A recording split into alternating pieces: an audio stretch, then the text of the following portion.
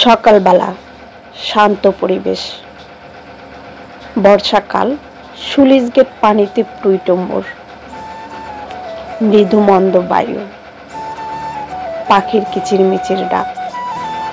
সে এক অপূর্ব অপূর্ব অপূর্ব দৃশ্য। আমার কাছে খুব ভালো লাগে। তো যেহেতু সুলিশ ঘাটে গিয়েছিলাম, তো সেখান থেকে কিছু তাজা তাজা মাছ নিয়ে আসলাম। এই যে মাছগুলো দেখছেন, এগুলো দিয়ে আসলে আমরা শাকসবজি, তরিতরকারি রান্না করি। আমাদের এদিকে এই চিংড়ি ছাড়া শাকসবজি তরিতরকারি ভাবাই যায় না। আর তরতাজা চিংড়ি দিয়ে শাকসবজি খাওয়ার স্বাদই অন্য রকমের। যেহেতু গ্রামে থাকি, তো আর ফ্রিজে রেখে মাছ দিয়ে শাকসবজি খেতে ভালো লাগে না। তো এই কারণেই রোজের মাছ রোজ কেনার চেষ্টা করি।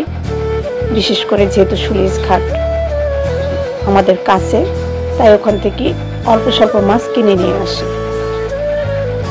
তো মাছগুলো প্রথমে পরিষ্কার করে নিচ্ছি। যেটা বের করলাম এটা আসলে মাছের খাদ্যথলি। চিংড়ি মাছের খাদ্যথলি মাছের মাথার মধ্যেই থাকে। তো মাছগুলো পরিষ্কার করে আমি এখন রান্না করব। রান্নার প্রস্তুতি নিচ্ছি।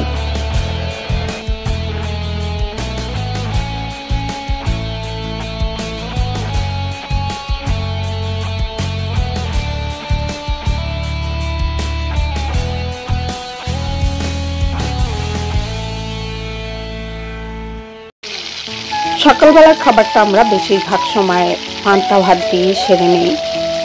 আসলে গ্রামের মানুষ তো, নাস্তা পানির চেয়ে আমার কাছে পান্তা ভাত দিয়েই ভাল লাগে। আর তার সাথে যদি হয় চিংড়ি ভাজি, সেটা তো মানে একদম দারুণ কম্বিনেশন, দারুণ। আমি তো একদম পেট পুড়ে 2-4 প্লেট ভাত খেয়ে ফেলতে পারি শুধু চিংড়ি ভাজি দিয়ে পান্তা ভাত।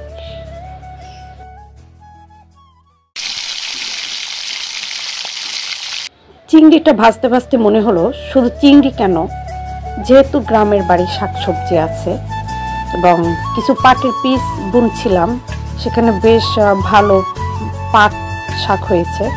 তো তড়িৎ গতিতে আমি গেলাম কিছু পাট শাক তুলতে এবং পাট শাক তুলে নিয়ে আসলাম সেগুলো চিংড়িতে দেওয়ার জন্য। তরতাজা শাকসবজি খাওয়ার স্বাদই আসলে অন্যরকমের। তো আমি সেগুলো ধুয়ে খুব বেশি না কেটে 2-3 ভাগ করে আমি চিংড়ির ভিতরে দিয়ে দিলাম।